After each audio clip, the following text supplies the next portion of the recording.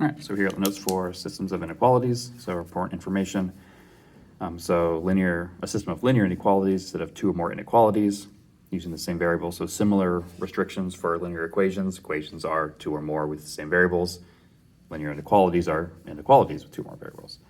However, when you have a system of inequalities, you have a solution set, the set of all the points that satisfy the inequality. So it's not just a single point, there could be an infinite number of possible answers. This is a shaded region on the graph. So when you solve a system of inequalities, we have to graph each one and determine the solution shaded regions overlap. Just a couple of reminders. Less than and greater than inequalities are graphed with dashed lines. If you have the or equal to bars, you graph with solid lines. Greater than or equal to, or greater than and greater than or equal to are shaded above the line. Less thans are below. You can also, if you don't like the above-below rule, shading can also be determined by testing a point that does not lie on the line of the inequality.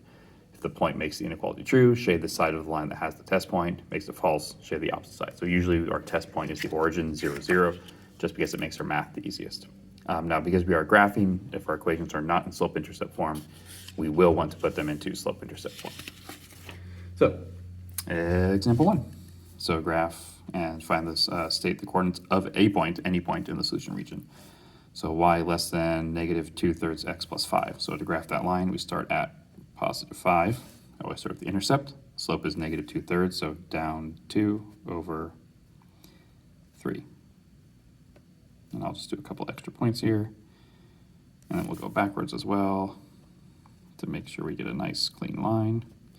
And since there is no or equal to bar, this line will be a dashed line. For the second one, our intercept is at negative 1. Down here, slope of positive 4/3, so up 1, 2, 3, 4 over 1, 2, 3. So 1, 2, 3, 4, 1, 2, 3. I'll go backwards, so down 1, 2, 3, 4, 1, 2, 3, be there. And there. So this one has the or equal to bar, so this one will draw a straight line.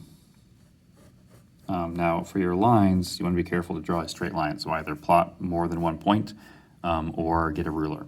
So for our dashed line, we had a less than, so we would shade below the dashed line. So everything down there. For a solid line, we have a greater than, so that's everything above. So the region of overlap is right here. So any point from that region would be state the coordinates of a point. So like I could use negative 4, 0, I could use negative 6, positive 3. Any of those points will work as long as they're where the shading overlaps.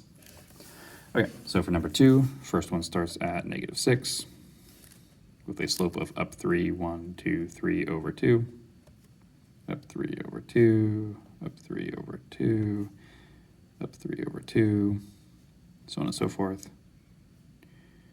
This one will be dashed because there is no or equal to bar. I feel like I got off somewhere there. My lines are not very straight.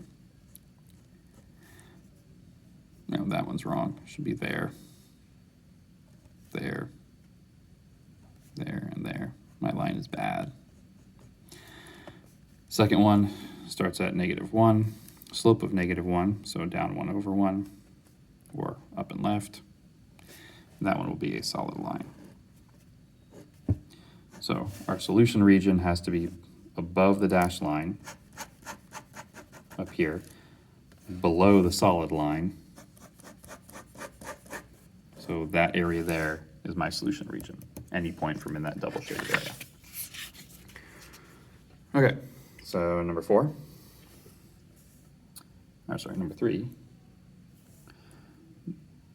gives, so this one first was going to start at negative 3 with slope of up 1, 2, 3, 4, 5 over 2, up 1, 2, 3, 4, 5 over 2, 1, 2, 3, 4, 5 over 2, and that one will be a